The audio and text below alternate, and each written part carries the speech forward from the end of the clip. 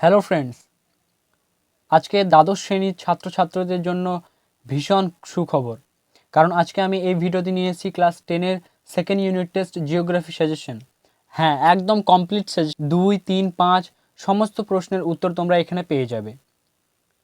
এবং সব থেকে বড় বিষয় হলো এটা যে এখানে আমি তোমাদেরকে শুধুমাত্র প্রশ্নই দেব না, তার সঙ্গে সঙ্গে আমি তোমাদেরকে উত্তরও দেব। So welcome back your favourite YouTube channel Max Education. So চলো আমরা একে একে করে সমস্ত প্রশ্নগুলি দেখে নিই। প্রথমে তোমাদেরকে বলে রাখি, তোমাদের সেকেন্ড ইউনিট টেস্টে 3টা চ্যাপ্টার আসবে, বায়ুমণ্ডল এবং বাড়িমণ্ডল ও ভারতের অর্থনৈতিক পরিবেশ। So let's start. Okay, so প্রথমে আমরা মান 2 অর্থাৎ 2 নম্বরেরগুলো দেখে নিই। 1, ইনসুলেশন কি? উত্তরগুলি তোমরা দেখে নাও, হ্যাঁ, এবং তোমরা পজ করে স্ক্রিনশট করে নিতে পারো। তারপর 2, অ্যারোসেল বলতে কি বোঝো? তারপর 3, বিশ্ব উষ্ণায়ন কাকে বলে? তারপর 4, আন্তঃক্রান্তীয় সম্মেলন অঞ্চল বা ITCZ কাকে বলে?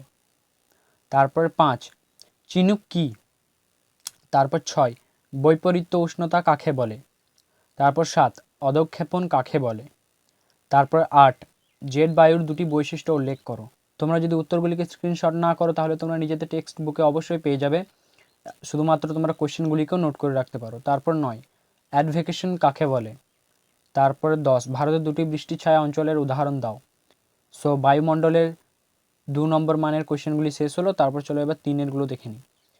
1, ক্যাটাবেটিক ও অ্যানাবটিক বায়ুর মধ্যে পার্থক্য লেখো। একদম ভেরি ভেরি ইম্পর্টেন্ট, মার্ক করে রাখবে। ওকে, তারপর 2, মৌসুমী বায়ুর ওপর জেট বায়ুর প্রভাব ব্যাখ্যা করো।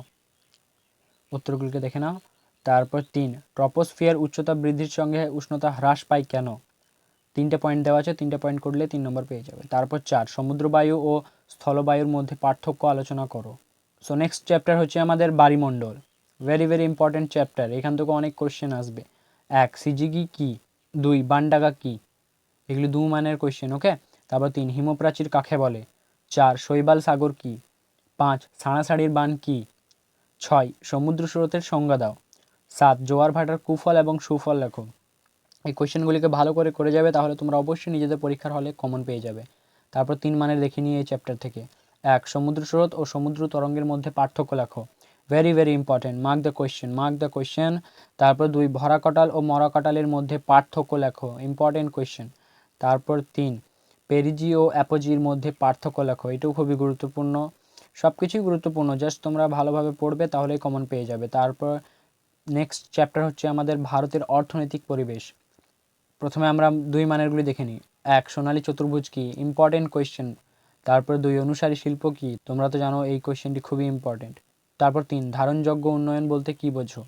তারপর 4, তথ্য প্রযুক্তি শিল্পের সংজ্ঞা দাও। আরেকটি কথা, 5 মানের সাজেশন আমি তোমাদেরকে শেষে দিচ্ছি, তাই তোমরা ভিডিওটিকে স্কিপ না করে ভালোভাবে দেখো। ওকে, তারপর 5, ধাপ চাষ কি? এর একটি গুরুত্ব লেখো। এখানে ধাপ চাষটা আমি লিখেছি, বাট এর গুরুত্বটা দিতে ভুলে গিয়েছি, তোমরা নিজেদের টেক্সট বুক থেকে নিয়ে নেবে। ওকে, তারপর 6, উত্তর দক্ষিণ করিডোর কি? তারপর 7, হর্টিকালচার বা ট্রাক ফার্মিং কি? তারপর 8, বিশুদ্ধ কাঁচামাল বলতে কি বোঝো? তারপর এই চ্যাপ্টার থেকে 3 মানেরগুলি দেখে নিই। ওকে, 1, রবি শস্য ও খারিফ শস্যের মধ্যে পার্থক্য লেখো, দেখে নাও। তারপর 2, ভারতের নগরায়নের সমস্যাগুলি কি কি? Important question. তারপর 3, ভারতের কৃষিতে সবুজ বিপ্লবের প্রভাব কি? এটাও খুবই গুরুত্বপূর্ণ। তারপর 4, পাঞ্জাব হরিয়ানা রাজ্যের কৃষির উন্নতির প্রধান 3টি কারণ সংক্ষেপে আলোচনা করো।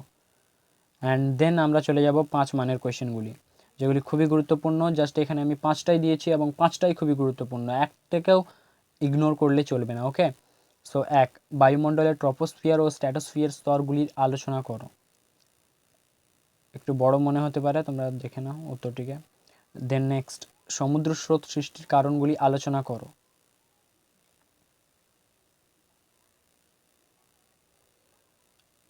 তারপর 3 নম্বর, চা উৎপাদনে অনুকূল প্রাকৃতিক পরিবেশগুলি বর্ণনা করো। Very very important.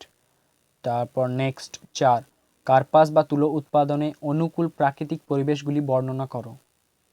খুবই গুরুত্বপূর্ণ, উত্তরটিকে দেখে নাও। তারপর পশ্চিম ভারতে পেট্রোকেমিক্যাল শিল্পের কেন্দ্রীভবনের কারণ লেখো। সো এগুলি ছিল আজকে তোমাদের জিওগ্রাফি সাজেশন। আশা করছি তোমাদেরকে সকলকে এই ভিডিওটি ভালো লাগবে এবং অনেক অনেক সাজেশন তোমরা কমন পাবে। এই ভিডিওটিকে দেখে যদি তোমাদের একটু ইনফরমেটিভ এবং একটুও সাহায্য হয়ে থাকে তাহলে প্লিজ সাবস্ক্রাইব করতে ভুলবে না এবং কমেন্ট করতে ভুলবে না, এবং অন্যান্য বিষয়ের অন্যান্য ক্লাসের সাজেশন যদি প্রয়োজন হয় তাহলে অবশ্যই আমাকে কমেন্ট করবে। সো আজকের মতো এতটুকুই।